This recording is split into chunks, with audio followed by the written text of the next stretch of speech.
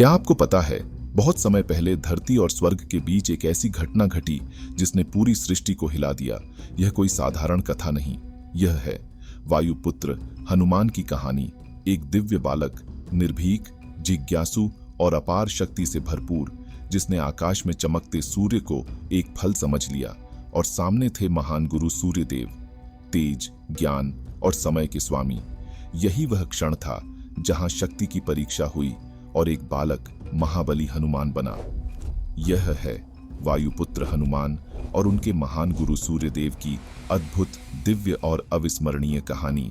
बहुत समय पहले की बात है, जब वायुदेव जी के घर बालक हनुमान जी का जन्म हुआ तो आकाश में दिव्य प्रकाश फैल गया था। वे कोई साधारण बालक नहीं थे, वे थे वायुपुत्र हनुमान। उनमें वायु की तीव्रता थी, पर्वतों की दृढ़ता थी और असीमित शक्ति का भंडार था। लेकिन वे थे तो एक मासूम बालक ही, जिसकी आंखों में जिज्ञासा थी और मन में निर्दोषता थी। माता अंजनी जी उन्हें देखती और सोचती कि मेरा बेटा एक दिन दुनिया का भाग्य बदलेगा। लेकिन एक सुबह जब पूरा संसार सो रहा था और आकाश में सूर्यदेव जी अपने सुनहरे रथ पर सवार होकर पूर्व दिशा से निकल रहे थे, तब बालक हनुमान जी को भूख लगी थी। माता अंजनी जी किसी कार्य में व्यस्त थीं और छोटे हनुमान जी ने जब आकाश की ओर देखा तो उनकी मासूम आंखों में एक लाल गोला चमक रहा था।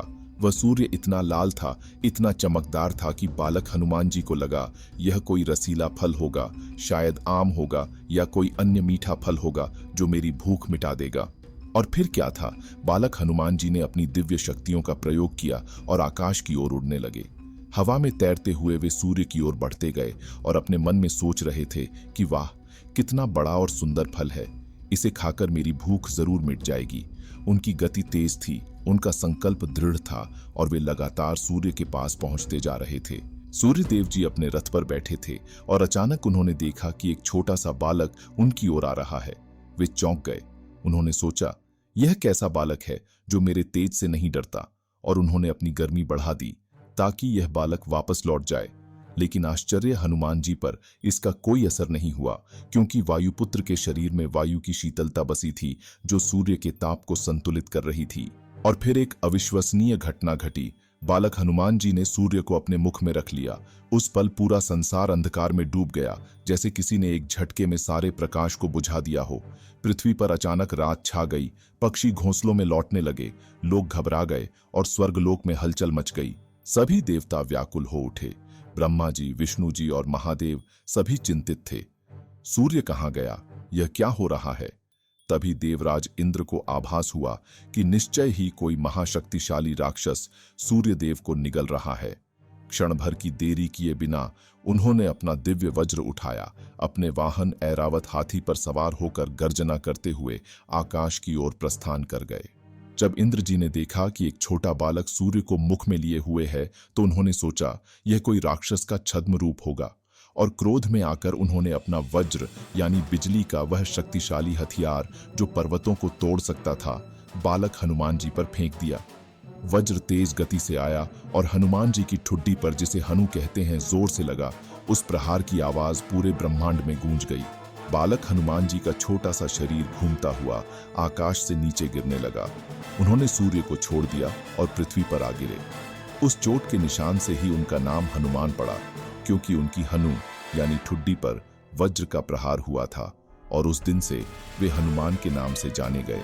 जब पिता वायुदेव जी ने यह देखा कि उनके मासूम पुत्र को इंद्र जी ने मारा है, तो उनका क्रोध भड़क उठा। उनकी आंखों में आग थी और उन्होंने कहा, यह अन्याय है, मेरे निर्दोष पुत्र को सजा दी गई है। और क्रोध में आकर वायुदेव जी ने पूरे संसार से हवा खींच ली। एक पल में सब जगह हवा रुक गई, पेड़ नहीं हिले, पत्ते स्थिर हो गए और सभी प्राणी सांस लेने में असमर्थ हो गए। यह देखकर सभी देवता घबरा गए। ब्रह्मा जी, विष्णु जी, शिव जी और सभी देवता वायुदेव जी के पास आए। उन्होंने हाथ जोड़े और कहा, हे वायुदेव जी, हम क्षमा चाहते हैं, यह हमारी भूल थी। हम नहीं जानते थे कि यह आपका पुत्र है। कृपया क्षमा करें और वायु को वापस प्रवाहित होने दें। तब सभी देवताओं ने बालक हनुमान जी को जीवन दान दिया और एक के बाद एक अद्भुत वरदान देने लगे। इंद्र जी ने अपना हाथ हनुमान जी के सिर पर रखा और कहा, हे बालक, तुम पर अब किसी भी अस्त्र शस्त्र का कोई प्रभाव नहीं होगा। ब्रह्मा जी ने कहा, तुम मृत्यु से परे रहोगे, तुम चिरंजीवी होगे। शिव जी ने आशीर्वाद दिया कि तुम में अनंत शक्ति होगी और सूर्य देव जी ने कहा, तुम्हारा तेज 1000 सूर्यों के समान होगा। समय बीतता गया और बालक हनुमान जी बड़े होने लगे। उनमें असीमित शक्ति थी, लेकिन उन्हें अपनी शक्तियों का पूरा ज्ञान नहीं था। वे तो बस एक शरारती बालक की तरह खेलते कूदते रहते थे। एक दिन वे वन में खेल रहे थे, जहां कुछ आशी मुनि गहरी तपस्या में लीन थे। उनकी आंखें बंद थीं और वे ध्यान में थे।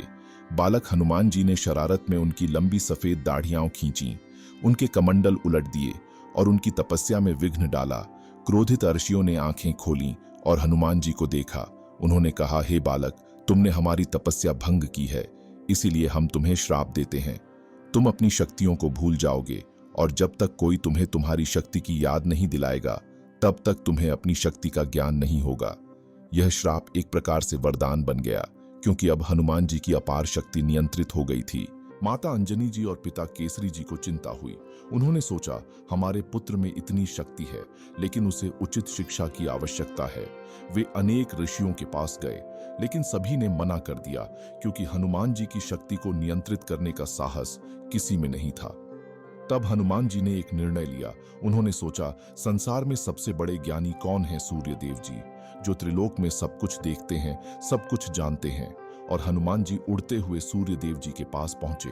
उन्होंने विनम्रता से हाथ जोड़े और कहा, हे सूर्य देव जी, आप सर्वज्ञानी हैं, कृपया मुझे अपना शिष्य बना लें। मुझे सभी वेदों, शास्त्रों और विद्याओं का ज्ञान दें। सूर्य देव जी मुस्कुराए, वे प्रसन्न हुए हनुमान जी की विनम्रता देखकर।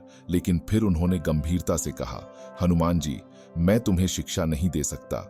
हनुमान जी ने आश्चर्य से पूछा, क्यों प्रभु, आप तो सर्वज्ञानी हैं। सूर्य देव जी ने कहा, देखो पुत्र, मुझे 3 बड़ी समस्याएं हैं। पहली समस्या यह है कि मैं कभी नहीं रुकता। मैं निरंतर गतिमान रहता हूं। पूरे ब्रह्मांड का संतुलन मेरी गति पर निर्भर है। मैं अपने सुनहरे रथ पर सवार होकर पूर्व से पश्चिम तक की यात्रा करता रहता हूं, बिना रुके, बिना थके। तो मैं तुम्हें कैसे पढ़ाऊंगा? दूसरी समस्या यह है कि मेरा ताप इतना असहनीय है कि मेरे पास आने वाला कोई भी प्राणी जलकर राख हो जाता है। तुम मेरे पास कैसे बैठोगे? और तीसरी समस्या यह है कि मुझे संसार को प्रकाश देना है, समय का संचालन करना है, रथों को नियंत्रित करना है। मेरे पास तुम्हें पढ़ाने का समय कहाँ है? हनुमान जी ने एक पल सोचा और फिर उनके चेहरे पर मुस्कान आ गई। उन्होंने कहा, हे सूर्य देव जी, आपकी तीनों समस्याओं का मेरे पास समाधान है। सूर्य देव जी ने आश्चर्य से पूछा, कैसे? हनुमान जी ने कहा, पहली समस्या के लिए आप अपने रथ पर चलते रहें और मैं आपके सामने हवा में उड़ता रहूंगा। आप पूर्व से पश्चिम की ओर जाएंगे और मैं पश्चिम से पूर्व की ओर मुंह करके आपकी ओर देखता हुआ उड़ता रहूंगा। इस प्रकार मैं हमेशा आपकी ओर देखता रहूंगा और आप मुझे शिक्षा देते रहेंगे। दूसरी समस्या के लिए मैं वायुपुत्र हूं। मेरे शरीर में वायु की शीतलता है, इसलिए आपकी गर्मी मुझ पर कोई प्रभाव नहीं डालेगी। और तीसरी समस्या के लिए आपको अलग से समय नहीं निकालना होगा। आप अपना काम करते रहें, संसार को प्रकाश देते रहें और साथ साथ मुझे शिक्षा भी देते जाएं, क्योंकि मैं इतना तेज बुद्धि का शिष्य हूं कि आपको अतिरिक्त प्रयास नहीं करना होगा। सूर्यदेव जी की आंखें चमक उठीं। वे अत्यंत प्रसन्न हुए। उन्होंने कहा, वाह हनुमान जी, तुम वास्तव में असाधारण हो। तुम्हारी बुद्धि, तुम्हारी विनम्रता और तुम्हारा दृढ़ संकल्प देखकर मैं प्रभावित हूं। मैं तुम्हें अपना शिष्य स्वीकार करता हूं। और इस प्रकार शुरू हुई संसार की सबसे अद्भुत शिक्षा। सूर्यदेव जी अपने सुनहरे रथ पर पूर्व से पश्चिम की यात्रा करते और हनुमान जी आकाश में उनके सामने उड़ते रहते।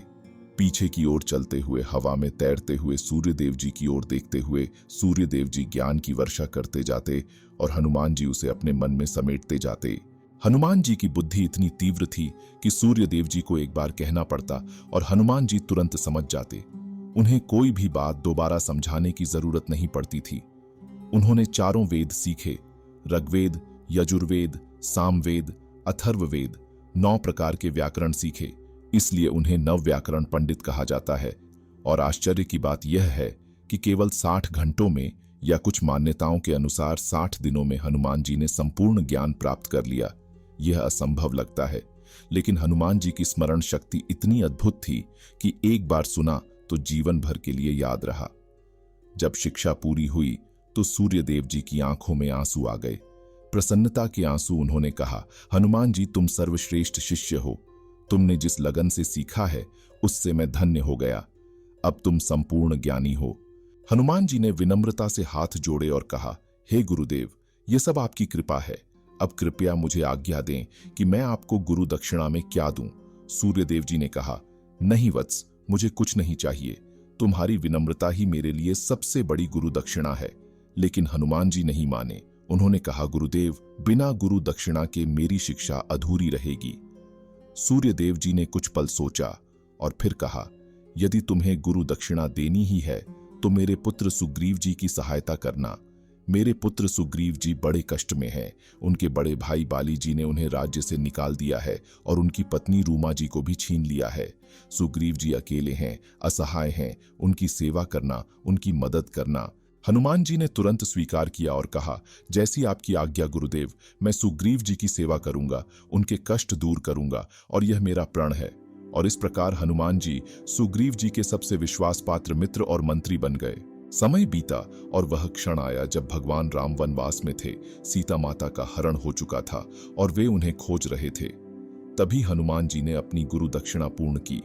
उन्होंने राम और सुग्रीव की मित्रता करवाई, बाली के वध में सहायता की, सुग्रीव को राज्य दिलाया, लंका जाकर सीता माता का पता लगाया और राम विजय का मार्ग प्रशस्त किया।